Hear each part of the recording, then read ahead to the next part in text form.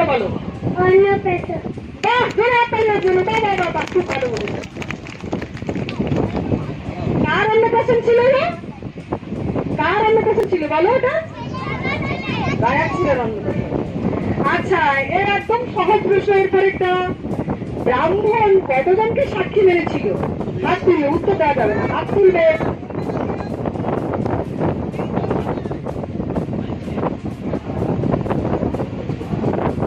কতজনকে সাক্ষী মেরেছিল দেবাশিস?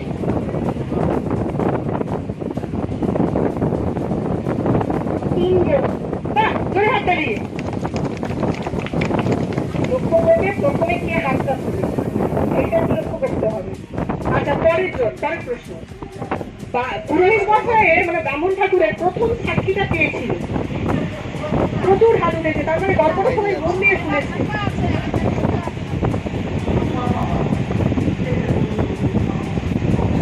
বলো বলো বলো। নদী। তা হয়নি। তারপরে কে হাত তুলেছিল? আর বাহ, জোরে হাত তোলার জন্য একদম সঠিক উত্তর।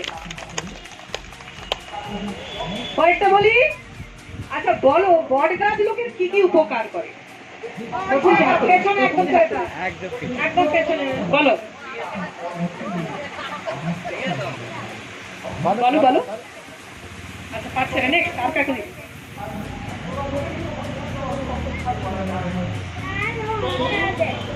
হ্যাঁ, কি ভালো করে বলো। ডালও আঠা দেয়। আচ্ছা ঠিক আছে, যাওয়া যেতে পারে, ছায়াও দেয়। এটা ছায়া ও বাতাস। একদম একদম ঠিক ঠিক ঠিক ঠিক। এবারে পরেরটা একটু ভালো করে শুনে বলো। পরেরটা শোনো, লোকেরা বট গাছের কি ক্ষতি করে? এই গল্পটা অনুযায়ী, এই গল্প অনুযায়ী লোকেরা বট গাছের কি ক্ষতি করে?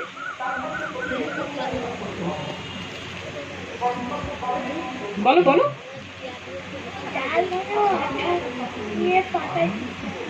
আঠাটা কিভাবে বের করে সেটা বলতে হবে। কাটিয়ে দিয়ে খুঁচিয়ে ভালো করে। একদম সঠিক উত্তর, সঠিক উত্তর। জোরে হাততালির জন্য।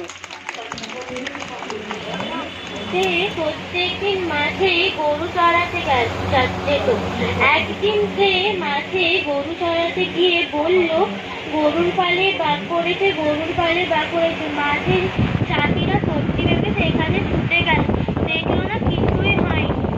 সেখানে এক জায়গায় রাখাল দাঁড়িয়ে হাসছিল। পরের দিন যখন রাখাল আবার গরু চড়াতে গেল, সে আবার বলল, গরুর পালে বাঘ পড়েছে, গরুর পালে বাঘ পড়েছে। চাষিরা এবারে ছুটে গেল, দেখলো যে কিছুই হয়নি। আবার রাখাল দাঁড়িয়ে হাসছিল। পরের দিন যখন রাখাল আবার গরু চড়াতে গেল, সেদিনকার সত্যিকারের গরুর পালে বাঘ পড়ে গিয়েছিল। সে বলল, গরুর পালে বাঘ পড়েছে, গরুর পালে বাঘ পড়েছে। বন্ধুরা, তখন আমি আবার এসে গেছি। আমি স্বর্ণালী। এই স্বর্ণালীর সংসারে তোমাদের কাছে নতুন ব্লগ নিয়ে আমি আবার হাজির হয়ে গেছি। রাতের বেলা আমি কি রান্না করেছি দেখো। দিনের বেলা আজকে কিছুই রান্না হয়নি।